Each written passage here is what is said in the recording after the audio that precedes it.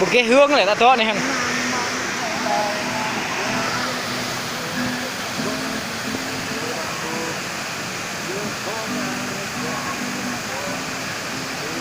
Anh em đang làm bánh tết đấy các bạn.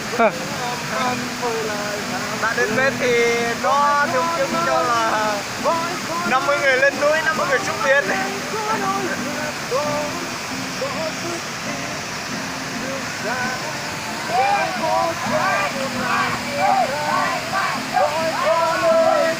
Ôi con ơi,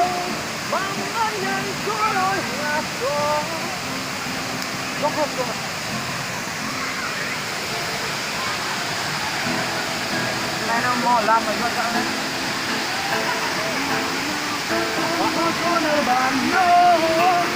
Thì cháu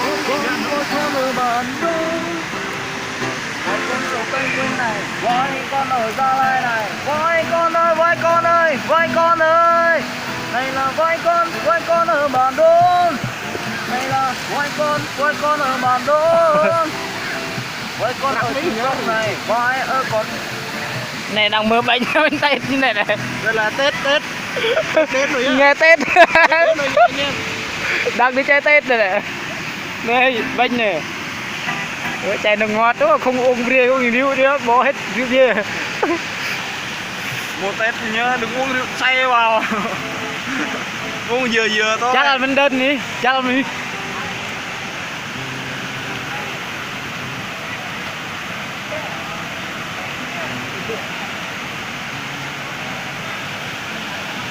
Có không được có.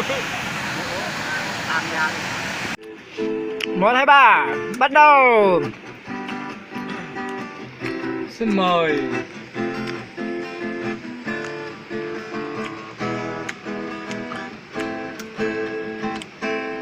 Chú voi con ở Bản Đôn, chưa có Nga nên còn trẻ con. Từ rừng ra chú đến với đường, rất nam ăn với lại ham chơi. Chú voi con ở Bản Đôn, chưa có Nga nên còn trẻ con. Từ rừng ra chú đến với rất nam ăn với lại ham chơi. Voi con ơi, voi con ơi, mau lớn nhanh có đôi ngạc thố, lấy sức đi muôn miền xa, kéo cỗ cho một làng của ta. Voi con ơi, mau lớn nhanh có đôi ngạc thố, lấy sức đi muôn miền phương xa, kéo cỗ cho một làng của ta.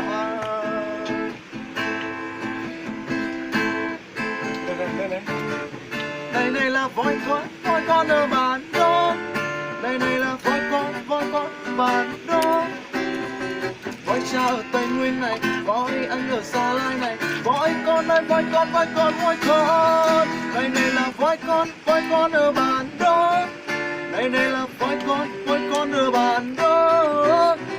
Voi cha ở Tây Nguyên này, voi anh ở Gia Lai này. Voi con ơi, voi con. Một lần thôi được, hãy hứa với anh rằng sẽ quay lại. Đừng để anh một mình, đừng để những ân tình nhặt phai thêm tiếng mưa rơi ngoài kia. Chờ voi mãi rồi, đợi voi mãi rồi, có tiếng hét từng ngày.